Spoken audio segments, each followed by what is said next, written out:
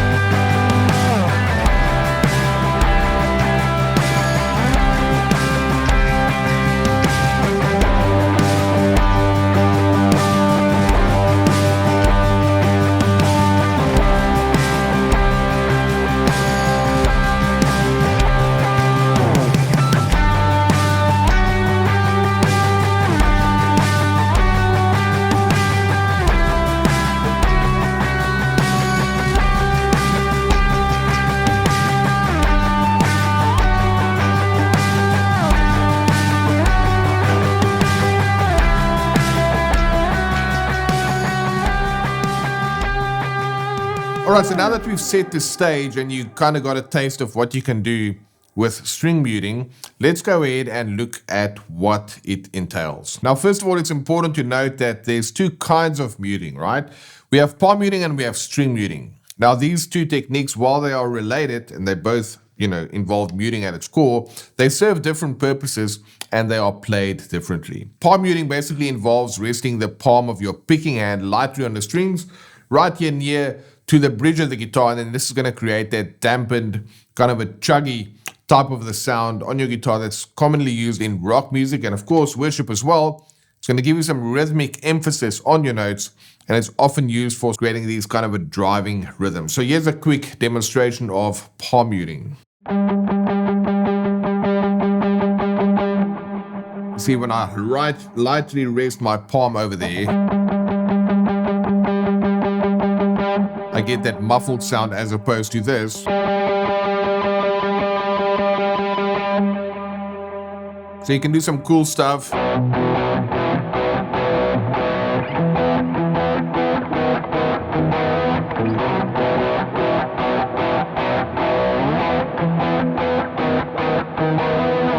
That's palm muting. You can also use it on single note.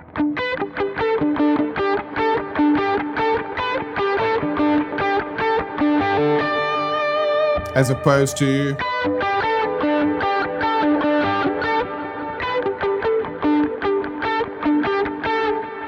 now that's palm muting. You definitely want to have that down, but But string muting, on the other hand, is very different. This is where we are using the technique of string muting to completely silence the strings, because you don't want to hear any other notes, like we mentioned before, that are not part of your chord fragments or whatever you're playing. You don't want any of that unwanted noise or those idle strings to ring out. And typically, you're going to do this with your fretting hand, and it's going to require a very precise touch on the strings in order to silence these unwanted strings, but without affecting the ones that you want to play. So let's go ahead. I can demonstrate a bit of string muting over here.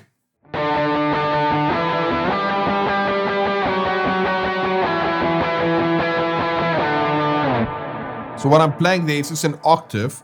So you're only hearing strings 5 and 3 ring out, which means my D note on the A string and my D note on the G string. But all the other notes, they need to be quiet. Now, if I don't have that down, then it's going to sound... That's where it starts to sound like a real mess. And that's why people tend to play timidly, because they're afraid that if they were to play a voicing like this, which is supposed to sound like this, when strummed properly, but if you don't mute it, but that really is a good example of showing you string muting in action. Do you see the difference?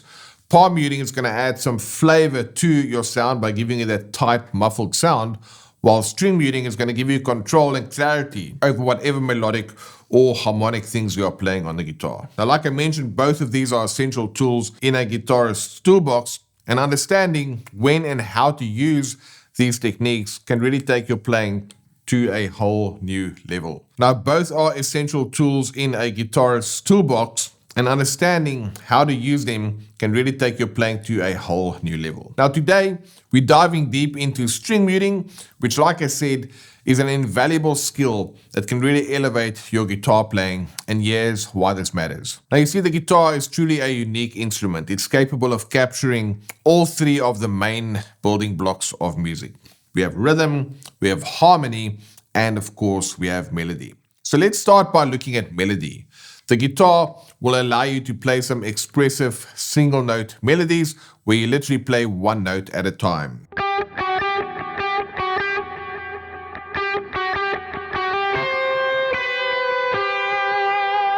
So there you can hear a single note melody in action.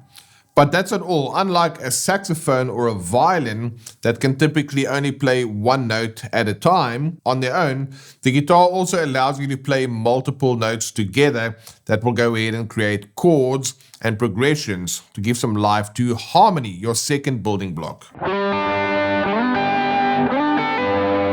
Then we have 2-note chords, we have 3-note chords.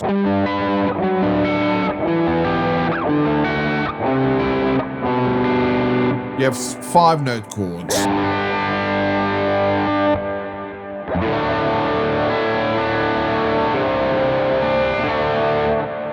In essence, I'm taking single notes and I'm playing them together to make chords. So a saxophone, like I mentioned, and a violin, they can't play these chords together. So that's awesome about the guitar. And here's where it gets even more exciting. The guitar can also produce purely percussive hits, much like a drum kit. So, all right, that is a purely percussive hit, which is something that, say, a piano can't do, even though the piano is classified as a percussion instrument because the hammers strike the strings like a percussive instrument.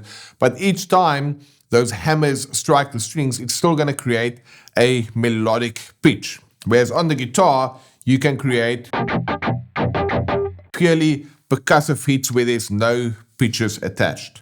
Now, this is where string muting comes into play. Whether you're playing single notes, like I showed you, whether you're playing chords with multiple notes played together, or whether you are literally just using these percussive hits, string muting will give your playing a refined and controlled sound that will really set your playing apart, because you can dig in without worrying about hitting any of the wrong notes. And this is where crafting your unique sound and taking your guitar playing to the next level really comes in, so that you can play without fear of hitting wrong notes. So the question is, are you ready to learn these string muting techniques? Well, let's go ahead and make this happen and dig right in. What I'd like to do is start by looking at the different voicings and some use cases. First up, we have dyads. Now, a dyad is when you play two notes together, and I can play dyads on strings 1 and 2, for example.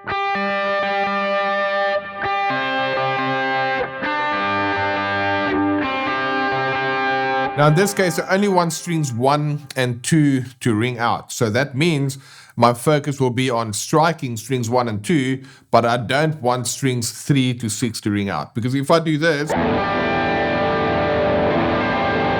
you don't want that. So instead, when you're playing a rhythm,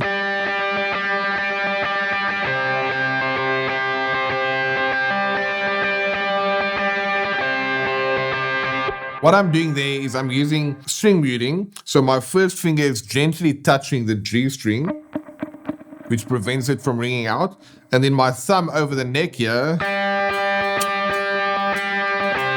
is lightly touching both the E and the A strings, which means they're also not going to sound out as I am strumming. Now, in this case, it's a combination of just being a little bit more precise with which strings you are playing and not hitting any of the other strings. But if I do hit the G string by mistake, or either the E or the A string, they won't ring out because I'm lightly touching them. Now, the key here is a gentle touch that's needed to silence strings. Like if I play this, let's turn the delays and the reverbs off. If I just do that, you see, just lightly touching the strings will stop them from ringing out. A common mistake is when you press down too hard, then you're actually going to cause notes to ring out because you're physically going to be fretting the notes. Another common mistake is touching the strings at the wrong place. So if it's fret 5 or fret 7 or fret 12, you're going to get these harmonic. That's when you're going to get harmonics to sound out. And what you want to do when you are muting strings is you just want a purely percussive hit. So in our goal, it's complete silence. So let's go ahead and check out another common type of a dyad, which is octaves, which also require string muting. So I'm going to play the same note, a D on the A string and a D on the G string, which will give me an octave. So in this case, I'm only playing strings 5 and 3, and I need to mute strings 6, 4, 2, and 1.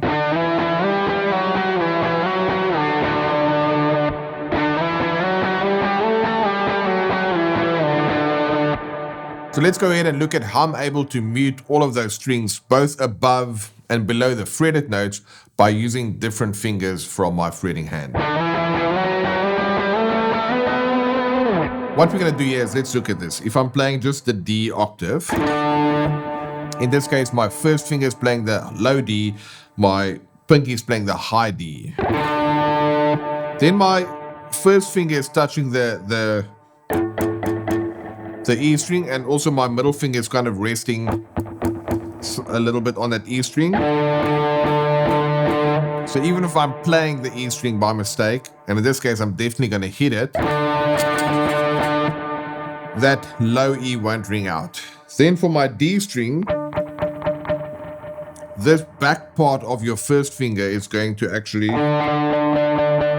it's going to touch that string. In this case, I don't really have too much of an option to change it. So you're going to get a little bit of that harmonic ringing out over the 5th fret. But if this was done on the 4th fret, it's going to be silent. Of course, my 3rd string, my G string, is going to ring out because I'm fretting that note. And then my pinky is touching the B string slightly. And this part of my hand, of the first finger, is touching the E string slightly. So what does that mean? My low E, my D, my B, and my E are not ringing out. In this case, they are giving some of those harmonic sounds, but like I said, if I were to do that on the 8th fret, then my E string, my D string, my B string, and my E string, they're not ringing out. But my octaves, those two notes are ringing out.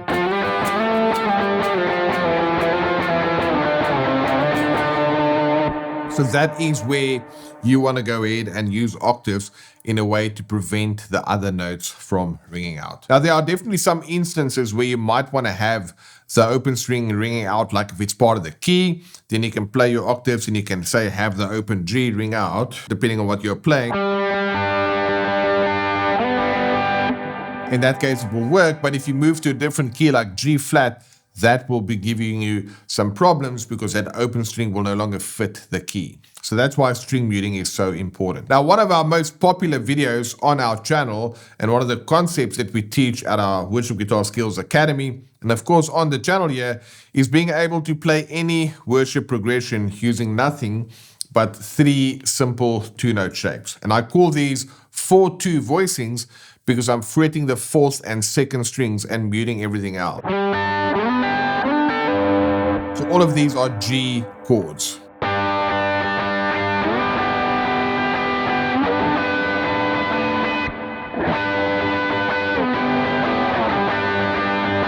Then we have 3 versions of C, 3 versions of, say, E minor, and 3 versions of a D. Those are 4-2 voicings, and what I'm doing here in this instance, I'm playing my 4th and 2nd string.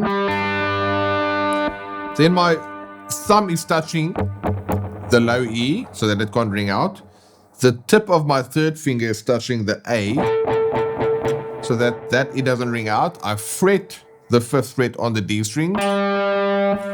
My 3rd finger is touching the G so that it doesn't ring out. My 1st finger is fretting the 3rd fret on the B, and then my 1st finger is touching that note on the E string. And it's a similar concept. So as you can see, I can use my thumb to mute a string. I can use the top part of my fingertip to mute the string above my note that I'm fretting. It can also mute the string below. And then there my 1st finger is fretting the note and then it's muting the string below. All right, so that is how I use string muting with 4-2 voicings. Now, so far, we've mostly focused on some of these higher strings, but sometimes when you're digging into power chords, you want those higher strings to be muted and rather focus on the lower strings. Now, in this instance, when I'm playing power chords on, say, strings 5 and 4, then I want to mute string 6, 3, 2, and 1. I want to mute those other strings. So what I can show you now is, let's say I'm playing a G like this to a C over G. Or,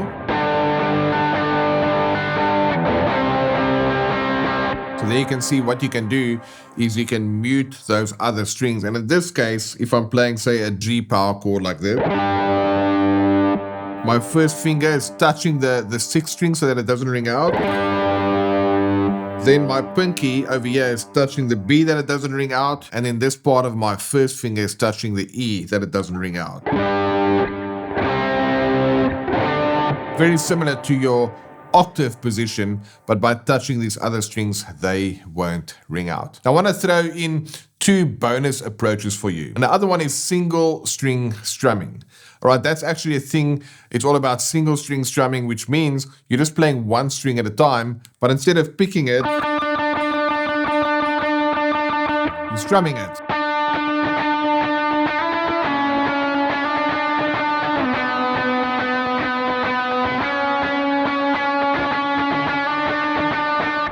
So as you can see, what's happening there is I literally just want 1 note to ring out while I'm muting all of the other 6 strings.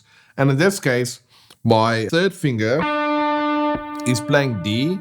Then I bring my 2nd finger over to lightly touch the 6th, 5th, and 4th strings.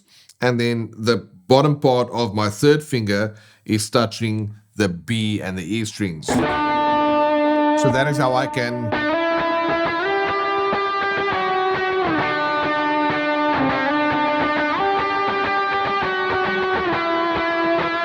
Now I can go ahead and play through all 6 strings and only have one string ringing out at a time using string muting with single string strumming. And then finally, we have an option where you can mute all 6 strings to add like a percussive hit to spice up your playing and add in some rhythmic interest. So I can, for example, play an octave like this and then add in those percussive hits.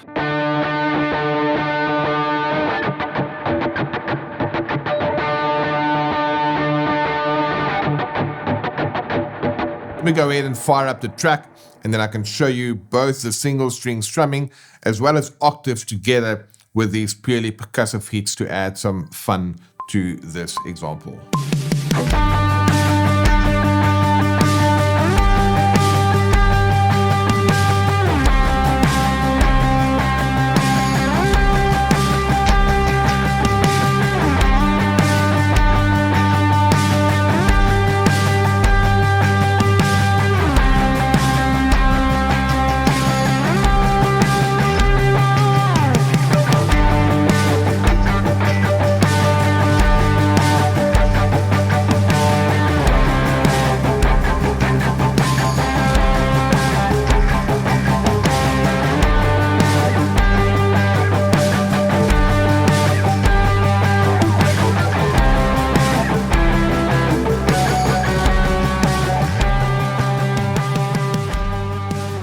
Alright, so there you can see, because I've got string muting in place, I can play without worrying of hitting a wrong note, even if I just play one note on a single string and then muting all the rest, or I can even add in these percussive hits for a little bit of an extra vibe to the playing. Now just remember the core principles of string muting. You need a light touch to prevent the strings from ringing out. If you're going to press too hard, it's not going to work. If it's going to be too soft, it's not going to work either. So your fretting hand position needs to be in such a way that you can easily fret notes you want to play, as well as touching the other strings that you don't want to ring out. Now just remember the right amount of fretting and pressure. Like I said, too much, you're going to wear yourself out by pressing down too hard, and too little, it's not actually going to mute the notes. It's all about that balance, and you'll be able to master the balance with practice. Now we've covered a lot today, from understanding what string muting is to breaking it down to specific techniques and specific voicings to kind of show you what's possible there. Now remember, it's not really about avoiding mistakes. That's the wrong approach. It's about getting you to a place where you can play with more confidence and expressiveness because you can trust your technique. And now it's your turn. Go ahead and practice these techniques, experiment, and find what works best for you. Now, if you want to go ahead and learn those handy 4/2 voicings that I mentioned and demoed earlier, then you can go ahead and check them out on our channel. It's 3 simple 2-note voicings that will allow you to play any modern worship guitar progression. You can check out the video right here. And then don't forget to like, comment, and subscribe. We love hearing back from our viewers, and your support helps us to create more content like this for you.